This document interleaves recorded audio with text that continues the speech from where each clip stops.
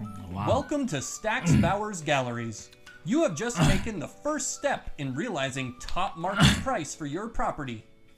大家好，我是周弟。这一周我关注了一场香港 SBP 的春季拍卖会。那他周一拍的是纸币，周二拍的是 Pinnacle 的专场钱币。拍卖会的专场呢，就是个人或者一个收藏的团体将过去的收藏拿出来卖，数量价值呢够多的情况，拍卖公司将这部分的钱币集合在一起出售。这也就像以往的某某人的旧藏专拍一样。周三呢拍的是中央发行的钱币，周四拍地方政府发行的钱币，害我没时间制作新影片，于是就在想，干脆带大家跟我一起体验一周的钱币拍卖吧。当时没看到拍卖的，看我视频就好。因为疫情的关系只能在家里看着拍卖直播参加拍卖会。首先拍卖前一个礼拜就上官网浏览拍品的照片，也是因为疫情的关系，拍卖公司想出了上传钱币的动态影像，让我们更好的判断钱币的整体状态。老实讲，还是没有现场拿着放大镜看钱币来得清楚，但是好险我有参加多年的钱币拍卖经验，已经可以经过看钱币的图片影像来判断钱币本体实际的状况，我还是有信心的。首先刚刚经历了 Pinnacle 专场的拍卖结果，一边看拍卖直播一边制作下一个银元介绍系列的影片，发现拍卖成交的价格还算一般般。结果突然想起这场拍卖会的标价都是以美金计算我当下就拿着计算机换算成人民币，然后第一时间赶快打开微信朋友圈，发现自己的眼睛真的没有看错，很多钱币成交了夸张的价格，是过去行情的5倍到7倍的价格这种情况相当的罕见，目前也在找答案，看看是不是真的行情。首先拍卖的第一枚就是这枚天津关照1元，一面是凤一面是龙，这一枚是1888年在北洋机器局铸造的，算是兵工厂里的一个铸币部门，也算天津造币厂。这个厂也是后面铸造北洋光绪22年、23年到24年之后，北洋系列银元介绍影片里面会提到。这枚币是耿爱德张皇书中的原物，相当的罕见，好像也查不到它历史拍卖记录，所以成交16万8千美金，相当于人民币100万出头吧。以这枚的稀有度与名家旧藏效应，我个人觉得价格在合理范围，主要或许是产生这枚样币的文献有限，许多钱币研究员无法考证，这也是导致热门度稍微低了一点。不过它确实是一枚被低估的样币接下来是奉天省造光绪元宝7钱2分铝样，成交大概人民币60万。通常铝样、铜样、金样都是用本身的钢模具，用上其他材质金属来铸造出来，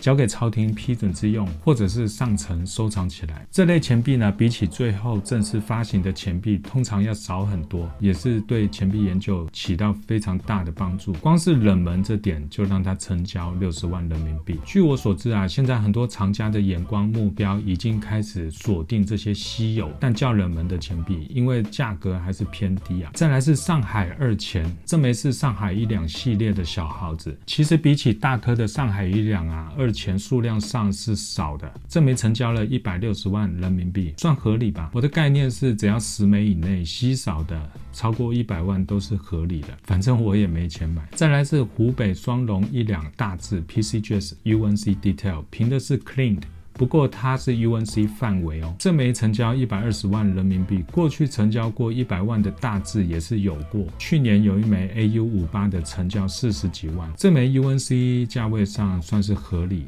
大字版比小字版少的很多，品相好的非常罕见。广东72反版3钱6分同样，这也是银模铜铸，成交80万人民币。看拍卖到目前为止我感觉市场相当的坚强就我看到一些偏冷门的样币都能拍出水平之上的价位，代表市场相当的稳定。接下来是户部1两 PCGS SP55 样币，这一枚是这场拍卖的爆发点，当时我还没反应过来是人民币还是美金。过去户部1两与北洋1两长时间处在人民币80到120万上下徘徊不定，就在去年年底成圈拍卖才卖出一枚 SP64 的户部1两300多万，算算这64的品相配上这个价还算非常合理，毕竟很久没涨了嘛。不过人家是 SP64， 这场的户部是 SP55，应该是会成交不到应该会200万左右，最终成交500万人民币。我当时就停顿了，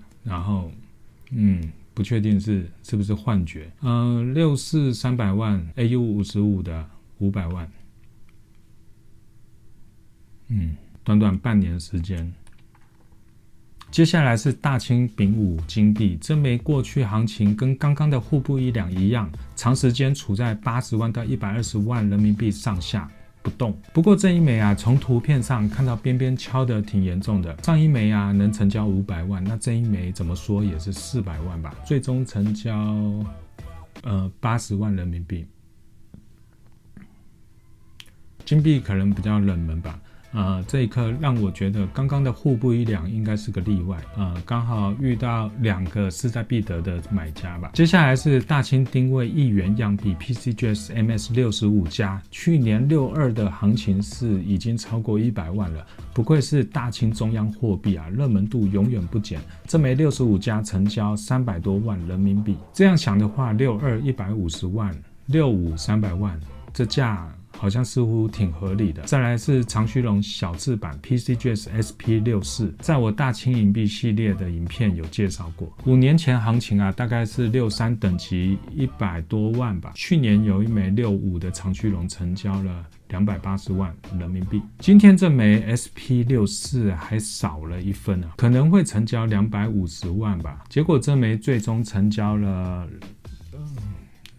600万人民币。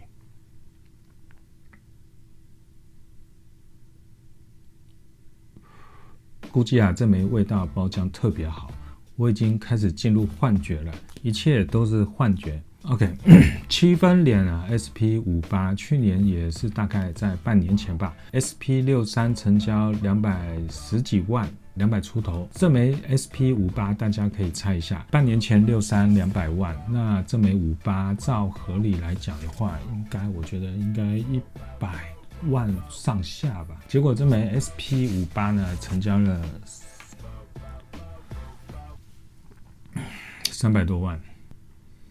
幻觉来的，全部都是幻觉。到了民国17年，张作霖大元帅纪念1元银样币，这枚样币过去的行情大概能过个100万人民币。算一算61、62行情在150万到180万，网络上都可以查得到。过去的品相再差的也有80万的水平，算得上是民国币的王者之一在3年前，2018年北京承宣拍卖成交了一枚 SP64 加260万。OK， 我们就来猜猜这枚成交多少钱吧。3年前64加的260万，61、62呢成交180万。这次出现了一枚64分的，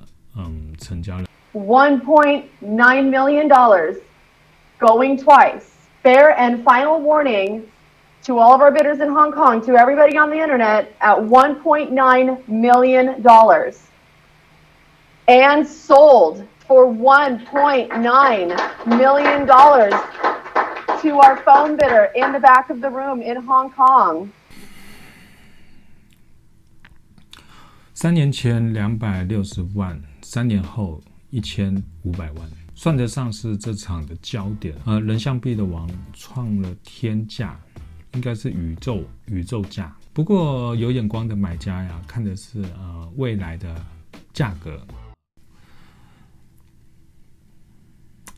OK， 后面有一套很不错，日本明治3年样币一组。这一套仅存是2套，它是日本工业革命后用蒸汽机铸币的第一套重要样币，相当于中国的广东7273反版的概念，成交人民币大概1000万。后面我有受客人委托买了一些20钱的日本钱币，毕竟在台湾还是有不少收藏日本钱币的藏家。以4200